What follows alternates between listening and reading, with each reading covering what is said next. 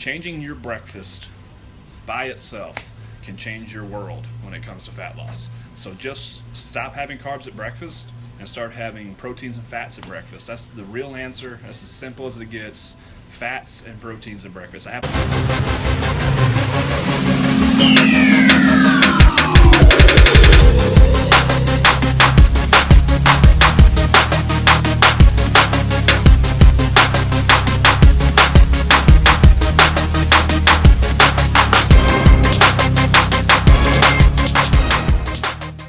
This is Ethan, and this is episode 7 of the Vitamin E Show. Today we're going to dive into the nutrition portion of our fat loss series. So I know this is probably the biggest question we get. It's probably the most misunderstood topic. So I hope that I can provide some valuable information on it. There's really some key principles when it comes to nutrition for fat loss.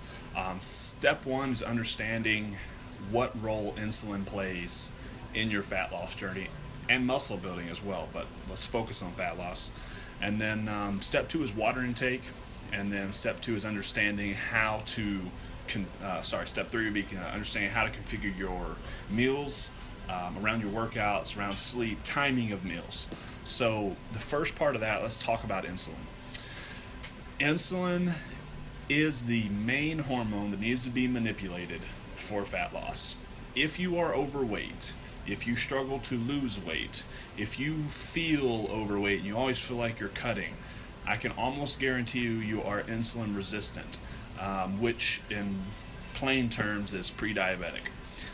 So it's not a matter of if, it's a matter of when this will become a serious problem. So beyond all the health issues associated with that, sheer fat loss, we need to get more insulin sensitive.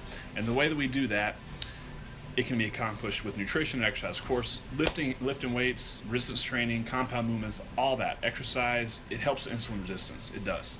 So that, obviously, get moving, get exercise, and that's the easy step 1. Nutrition's a bit more, it can be a bit more individual, but I'm going to show you some general guidelines of how to manipulate that that will most likely work. So step 1 is eliminating carbs with your breakfast. So your breakfast should consist of all proteins and fats. These proteins and fats should obviously come from healthy sources. My favorite fat sources are eggs, different types of nuts. My favorite are walnuts. They're very high in omega-3 fatty acids, and they're ALA acids, which are broken down easily or more easy by the body. You can also do almonds or any type of nut you like. Flax oil is another great fat that's rich in omega-3s. So those are kind of my favorites. I usually do some whole eggs with flax oil is what I use to cook them in, and then I usually have some turkey sausage or perhaps a small steak, some more healthy fats and proteins, and then maybe some walnuts. That's generally what I do. However, it needs to fit your lifestyle. You need to think about when you're going to be eating and the timing of your meals, which we'll dive into that in just a minute. But changing your breakfast by itself can change your world when it comes to fat loss. So just stop having carbs at breakfast and start having proteins and fats at breakfast. That's the real answer. That's as simple as it gets. Fats and proteins at breakfast. I have an article. You can go to our website. It's aftrussville.com. It's all about how to optimize your breakfast for body composition. Be a great article to read. This is what it's about, guys. If you take in those carbs first thing in the morning, you are going to elevate your insulin levels, which is going to make it really hard to burn body fat throughout the remainder of the day. It can be done if you're insulin resistant and if you're insulin sensitive and your body doesn't produce as much to consume those carbs. That's why lean people will tell you, no, you need to eat oatmeal, you need to eat rice, you need all this. Well, yeah, it's because they're insulin sensitive. And when they put those things in their body only produces enough insulin to process it, and it's immediately converted. And they don't have a conversion to body fat because they're insulin sensitive. If you get to the point where you are insulin sensitive, then your diet can be more flexible. But if you're not insulin sensitive, you cannot have those carbs and expect to lose body fat. You just can't. There's no way around it. There's no ifs, ands, or buts. There's no exceptions. There's no magic pill. You have to become insulin sensitive again. And changing your breakfast to include only proteins and fats is step 1. I would say the fastest way is to only consume proteins and fats throughout the entire day for a period of a while, 6 weeks at least, and you will become much more insulin sensitive than when you started. Also, just generally when we're talking about health, a lot of people when they cut or they're trying to focus on fat loss, you miss some key nutrients that you need, and you're actually under eating. You may be eating the appropriate amount of calories, but you're not getting the nutrients in that you need. So a thing I like to do is I like a green juice. So I don't feel like making it at home. I don't have time to make it at home. I know good and well that I don't get enough green vegetables in my diet. So you can go to Whole Foods. They make 100% cold pressed, no sugar added, just the vegetables in there. And the one that I like is the green lemonade. So that's a large dose of my greens for the day, and then I try to eat some spinach, some cucumbers, some broccoli, things like that in my diet that I know that I can do, that I like, that I enjoy, but I know good and well that I don't get enough in. So I like to do that. I am not a fan of a juicing detox or anything like that. I'm not saying there aren't benefits there, but I'm not a fan. Wouldn't advise doing that. Just adding that into your diet would help a lot. And also adding in color of vegetables to your diet. So just making sure that at every meal you're getting some type of vegetable in, some type of green, some type of vegetable. So fruits are not like never should have fruit, but you should really be more careful with what fruit you choose to use. There's three types of sugars. There's fructose, there's sucrose, and there's glucose. Fructose and glucose are the key ones, and then it's a combination of those that make sucrose, which is table sugar. So fructose is the most sweet and also the least insulinogenic. That's why everything in the United States is made with high fructose corn syrup. And the thought process is, oh, it's more natural, it's healthy. That's true in small amounts, but in the amount that you would get in any example sweet that's made with high fructose corn syrup, it's almost going to be a toxic level. You combine that with lots of natural fruit and even more of the processed foods, and you're definitely in a toxic level. Your body starts to respond very poorly to that. So you can't overdo it. Just because fructose is a safer sugar doesn't need to be in a surplus. I would say do your best. 20 grams a day, if it's coming from fruit, would be about max. You should not try to get any high fructose corn syrup in your diet, but natural fructose in fruit, say about 20 grams a day, you should be fine. That's a general estimate though, so everyone's going to be a little different. Sucrose and glucose, glucose is what everything's converted to in your bloodstream if you're not in a state of ketosis, but you're not going to find a lot of foods that have glucose in them. It's going to be fructose or sucrose. So obviously the better of those two is fructose, but again, high levels will become toxic. So laying out your day beyond the breakfast, you should focus on no sugar and no processed foods. So real foods, real fruit, real vegetables. Actually, I should say it the other way around. Real vegetables, some real fruit, and real proteins, real fats.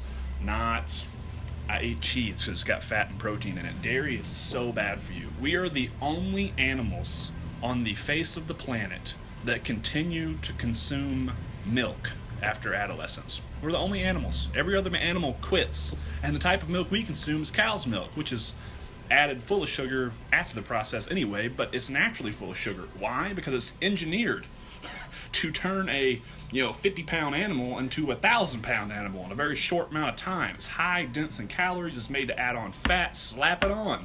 That is what it is designed for, and consuming that is going to do the same thing to you. I don't know why we think it's different, but it's not. So dairy should be all around eliminated in my opinion, but if you are going to have dairy in your diet, it's very, very little amounts of it. So focus on, and I know what you're thinking, well, I can't have chicken every day, I can't have chicken all day, I can't do this, or I can't do ground beef, I don't have a microwave. There's tons of things you can eat cold that definitely fall into an acceptable category of food.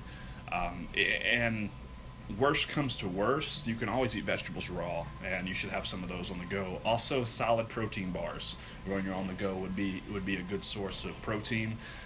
My favorites are Quest bars just because they're very good quality and they're not made with like sucralose and other fake sugars. They're made with sugar alcohols, which are natural and don't have an insulin spike.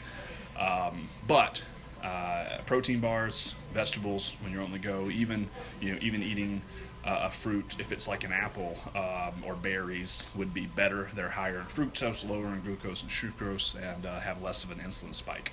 So again, we're trying to manipulate that insulin hormone. So you want to try to cut out carbs mostly altogether. But let's take when you should have those carbs, if you're trying to be optimal with it, should be right post-workout. Right after your workout, to have those carbs is the best time you can have them. And that should be really your only time that you have carbs.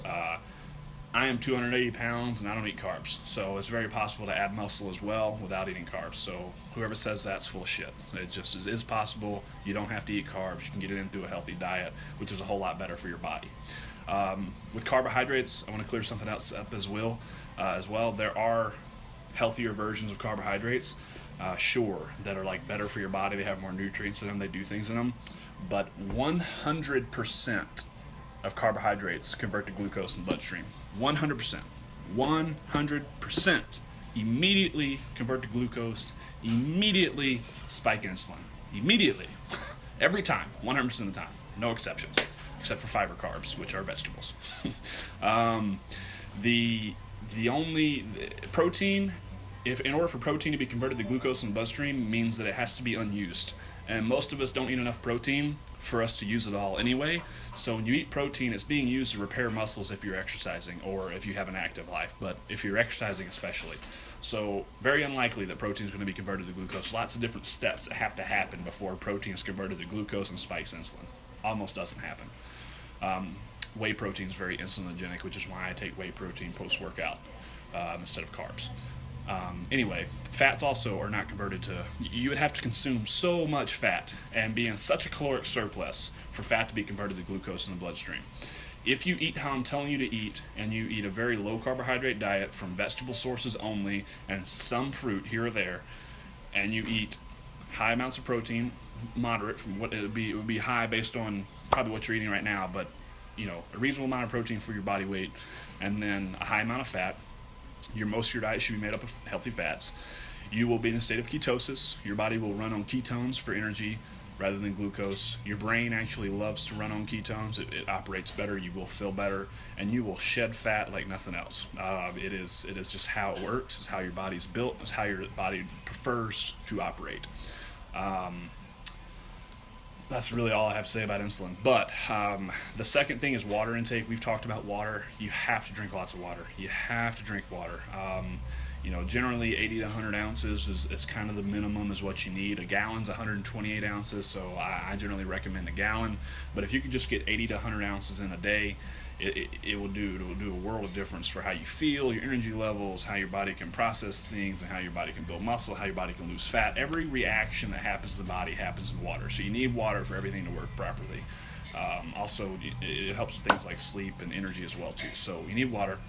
And then timing of your meals, it is important, but not as important as everyone tries to make it out to be. So yes, eating every 2 to 3 hours is better than eating once at 7 a.m. and then once again at 7 p.m. Yes, it's way better. However, you can manipulate your food schedule for your schedule. So for me, for instance, the morning times are my busiest times. From 7 o'clock in the morning until 4 o'clock in the afternoon, I'm generally fairly busy. And that's when I do most of my work. It's when I do a lot of errands. That's when I work. I also do my workout in there. So I usually do intermittent fasting in that I eat late. So my last meal will be around 10 p.m. And I don't eat again until post-workout. So I'll work out at 1:30, and then I will be done at around 2:30, 3 o'clock, and then I have to eat after that. That's my first meal, and then I eat for about 7 hours there until I go to sleep. So that's my feeding window, and that's perfectly fine. It's called intermittent fasting. The point is to not let that drive you nuts and really, really indulge in lots of foods you shouldn't be indulging in during those hours. Also, you have to make sure you eat enough calories. If you're going to cut out your food for that portion of the day, you're going to do an intermittent fast, in that feeding window, you have to still make sure you're consuming enough calories for your body to be healthy. So you can't get too low there. Otherwise, if you want to stick to a regular schedule and eat throughout the day, then I would say max of 4 hours, minimum of 2 hours. So every 2 to 4 hours would be, and most people have time to eat every 4 hours. If you go to work at 8, Eat right before you go. You're generally going to get a lunch break at 11:30 or 12. That's right at 4 hours. Eat then, and then, I realize you'll get off at probably 5:30. That's more than 4 hours. But if you could just have a protein bar, or maybe a little bit like some celery and guac, or celery and hummus, or nuts, any type of little snack between that 12 and 5 o'clock hour, just to keep your metabolism churning, is all it takes. And then you can eat another meal after you get off work. And that's about all there is on meal timing as well. So I try to be really straightforward to the point here, really honest. There's really not a whole lot to play with here. That's just kind of how it is if you are overweight and you're looking to shed fat. If you are a bodybuilder and you're looking to cut down from that last few percentage to like compete or anything like that, I've worked with several bodybuilders for competitions, and I would still put you on a very low carb, moderate fat, high protein instead of high fat, moderate protein. It would just, you do more protein than fat for like that final 4 to 6 weeks cutting for the show. But anyway, it pretty much applies to everyone, and I hope that was helpful, guys, and we'll see you next week.